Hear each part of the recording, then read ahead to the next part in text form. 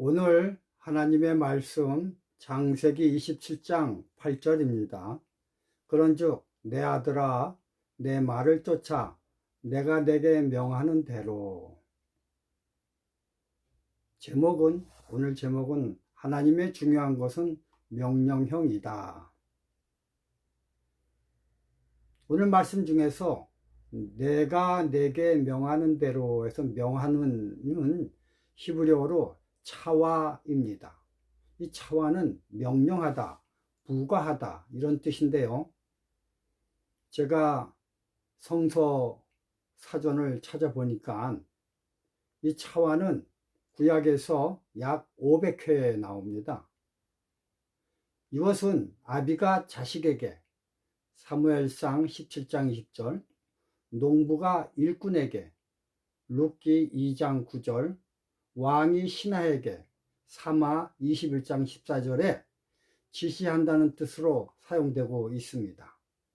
이러한 것은 확고하게 틀이 잡힌 조직사회라는 점을 반영해 주는데, 이러한 사회에서는 사람들이 하나님의 명령에 의해 지배권을 행사한다라고 적혀 있습니다.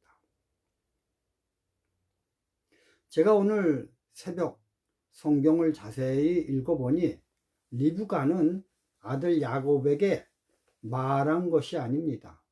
의논한 것이 아닙니다. 협력을 구한 것도 아닙니다.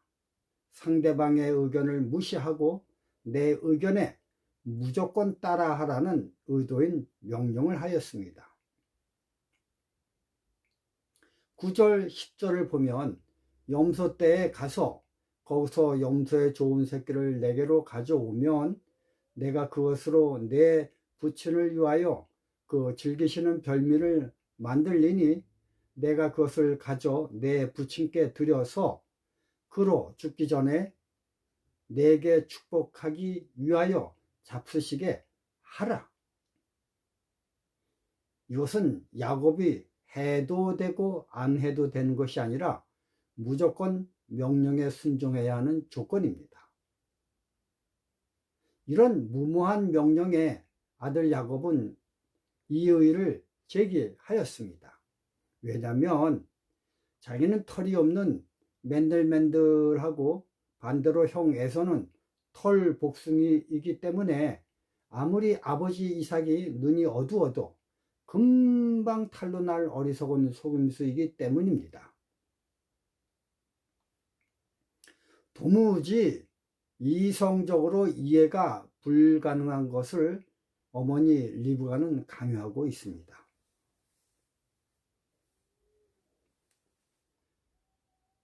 12절에 보면요, 야곱이 그 모친 리브가에게 이르되 내 형 에서는 털사람이요 나는 매끈매끈한 사람인즉 아버지께서 나를 만지실진대 내가 아버지께 속이는 자로 배울지라 복은 고사하고 저주를 받을까 하나이다. 우리는 성경을 읽을 때 이런 야곱의 의아한 심정적 반응을 느끼며 읽어야 성경이 성경다워집니다. 무미건조하게 그냥 글자로 읽으면 정말 계시록 말 그대로 뜨뜻미지근한 신앙 상태가 됩니다. 계시록에서 말하는 라오디게아 교회의 상태는 하나님의 말씀에 대한 반응 태도를 지적하는 내용입니다. 교회 내에서 행동적으로 친절하지 않고 인사도 잘 안 하는 이기적인 모습을 말한 것이 아닙니다. 이러한 상태는 드러난 겉모습이고 보다 진정한 의미는 왜 그렇게 됐냐라는 원인 분석이 중요합니다. 그 원인은 바로 요한복음 1장 1절에 하나님 니콜 말씀 임을 인지하지 못하기 때문입니다. 우린 하나님을 뵐 수도 없고 만날 수도 없습니다. 우리는 한갓 인간인 대통령도 만나기 쉽지 않은데 하물며 하늘의 하나님을 뵙는다는 것은 말할 수 없을 정도로 불가능한 것입니다. 하나님은 이러한 것을 미리 아시고 이 세상에서 불가능에 가까운 이것을 가장 간단하고 쉽게 해결해 놓으셨습니다. 그리고 당신의 백성에게 제시하였습니다. 그게 뭘까요? 예, 그것이 바로 말씀이신 하나님을 말씀으로 만나는 방법입니다. 얼마나 쉽습니까? 그렇기 때문에 우리는 하나님은 하늘에 계심으로 우리와 멀리 떨어져 계시고 또 그분은 영광의 광채이시기 때문에 접근조차 불가능하신 분이시기 때문에 만나기는커녕 뵐 수조차 없다고 이 의의를 제기한 것이 문제가 아닙니다. 이것을 미리 하신 하나님께서는 요한복음 1장 14절 하나님 니콜 말씀이 육신이 되어 우리 가운데 거하시게 하셨습니다. 그렇기 때문에 현재 우리는 말씀을 접함으로 하나님과 대화할 수 있고 만날 수 있는 구조가 된 것입니다. 그러므로 우린 말씀을 통해 하나님을 만납니다. 하나님을 만나는 다른 방법은 없습니다. 이처럼 하나님을 만난다는 유일한 통로인 말씀을 등한히 하기 때문에 우리의 신앙은 뜨뜻미지근해졌고 그 반응이 행동으로 나타난 것이 바로 라오디게아 교회의 모습인 것입니다. 그래서 하나님은 라오디게아 교회에게 부탁을 하거나 요청을 하는 것이 아니라 군대에서 명령을 하듯 합니다. 계시록 3장 18절 내가 너를 권하노니 내게서 불로 연단한 금을 사서 부여하게 하고 흰옷을 사서 입어 벌거벗은 수치를 보이지 않게 하고 안약을 사서 눈에 발라 보게 하라. 여기에서 하고 하라. 내 의사와는 전혀 상관없이 무조건 명령에 따라 행동하라고 하는 문체입니다. 여러분, 안식일 계명도 이와 동일합니다. 출애굽기 20장 8절에 안식일을 기억하여 거룩히 지키라. 여러분, 단호한 어조입니다. 다른 꾸밈의 조사도 없습니다. 그냥 명령 언어인 지키라 입니다. 우린 야곱이 그의 어미 리브가의 명령에 정말 어이가 없어 반응하길 나는 털이 없어 밋밋하고 형은 털이 많아 털 복숭이인데 아무리 아비가 눈이 멀었어도 만져보는 즉시 분별하고 축복은커녕 저주를 내릴 것이라는 의견을 제시하는 것을 성경을 통해 봅니다. 그 이야기를 들은 리브가는 그것에 대해 반론하는 의견 없이 단도직입적으로 13절에 보니까요. 그 어미가 그에게 이르되 내 아들아 너의 저주는 내게로 돌리리니 내 말만 쫓고 가서 가져오라. 이런 강력한 어투를 보면 이 상황극에서 주인공은 리브가가 아니고 주인공은 리브가이고 조연은 야곱입니다. 절대 야곱이 주인공이 아닙니다. 안식일 계명을 봐도 마찬가지입니다. 주인공은 하나님이시고 인간은 단지 그 명령에 순종만 해야 합니다. 그렇다면 왜 리브가가 그렇게 설명 없이 단호하게 명령을 내렸는가를 이해해야만 합니다. 마찬가지로 왜 하나님은 안식일 계명에 무조건 순종하라는 명령을 내렸는가를 이해해야만 합니다. 제가 대화교회에 있을 때였습니다.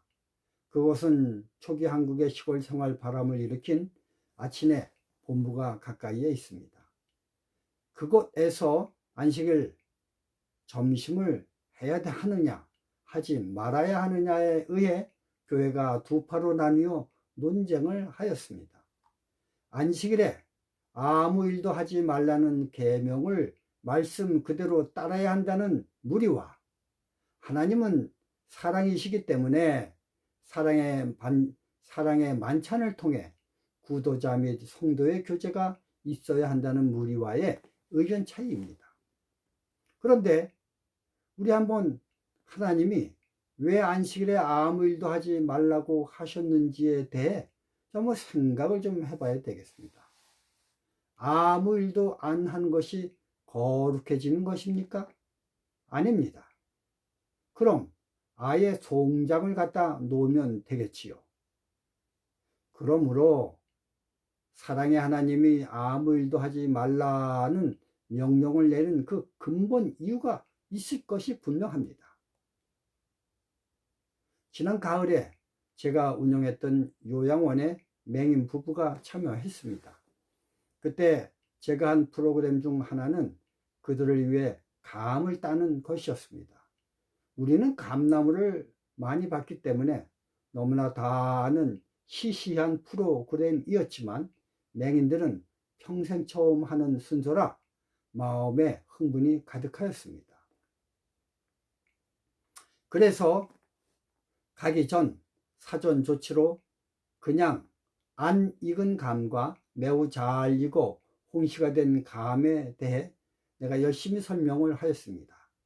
그리고 감나무는 다른 나무에 비해 연하기 때문에 감나무에 너무 의지하여 감을 따다간 부러져 다치는 수가 있다고 알려주며 나는 혹시나 있을 사고를 대비해 세세히 하나하나 설명을 해 주었습니다. 그런 나의 설명에 이 맹인 부부는 매우 진지하게 듣는 반면 다른 정상적인 눈을 가진 사람들은 내 설명에 시큰둥하였습니다. 왜 이처럼 정신적 차이가 납니까? 하나님은 요한복음 4장 24절에 영이시다라고 하였습니다. 영은 물질이 아닙니다. 그렇기 때문에 영과의 대화를 하려면 영적으로 해야 합니다. 즉 생각과 상상으로 해야 합니다. 그런데 생각과 상상의 날에는 물질을 보는 순간 즉시 사라져 버립니다. 안식일 계명도 이와 같습니다. 안식일을 통해 하나님은 당신의 백성들이 죄악 세상의 물질적 현장에서 벗어나 영으로 된 하늘나라를 상상으로 그리기를 바라십니다. 그렇기 때문에 하늘을 상상하는데 방해가 되는 눈에 보이는 것들을 치워버리라는 것입니다. 육체로 일하는 것들과 관계를 멀리 하라는 것입니다. 왜냐하면 이런 것들의 눈에 어른어른하면 하늘에 대한 상상의 나래가 흩어지기 때문입니다. 성경은요, 교회 예배에서 하늘을 추구하는 것에 대해 늘어놓기를 사랑, 기쁨, 행복, 즐거움, 믿음, 소망 등등으로 물질이 아니라 마음의 상상으로 느끼는 것들을 나열하고 있습니다. 이것들을 느끼기 위해선 우선 모든 행동을 접고 조용히 마음을 가라앉히고 눈을 감고 눈동자는 하늘을 향해 45도 각도로 치뜨며 내 모든 상상의 나래를 펼치며 하늘을 상상하며 성경 말씀을 기억하며 그것이 묘사하는 것에 대해 온갖 상상의 나래를 펼쳐야 합니다. 그런데 이러한 영적 행위를 방해하는 물질적 모든 것들은 안식일날 멈추라는 것입니다. 이 조항은 의논이 아니에요. 명령입니다. 야곱의 제안에 리브가는 생각을 멈추고 내 명령에 순종하라는 것입니다. 순종하기만 하면 아비 이삭이 만짐으로 알아치려는 일에 대해 다 사전에 준비가 되어 있다고 얘기를 하는 것입니다. 안식일의 모든 일을 멈추고 순종하면 영이신 나와 대화하자는 초청을 하나님이 하자고 하시고 계십니다. 점심을 하느냐 마느냐가 포인트가 아닙니다. 그런 논쟁은 하나님의 의도와는 한참 어긋난 것입니다. 이 일을 하지 말라는 그 본질을 깨달아야 합니다. 안식일에 점심하는 것이 누가 옳고 그런 것이 아니라 다 틀립니다. 진정한 옳음은 그 일하지 않는 동기가 영의 세계로 들어가기 위해 일을 멈추는 것입니다. 이처럼 하나님을 만나는 영적인 안식일이 계속해서 끊어짐으로 하나님의 마지막 교회인 라오디게아 교회의 상태가 뜨뜻미지근하게 된 것입니다. 영의 양식을 먹지 않아 영양실조에 걸린 것입니다. 아무리 교회에 오래 다녀도 영적 발육 상태는 크지를 않아 영화인 것입니다. 요한복음 6장 26절 27절 내가 진실로 진실로 너희에게 이르노니 너희가 나를 찾는 것은 표적을 본 까닭이 아니요 떡을 먹고 배부른 까닭이로다. 썩는 양식을 위하여 일하지 말고 영생하도록 있는 양식을 위하여 하라.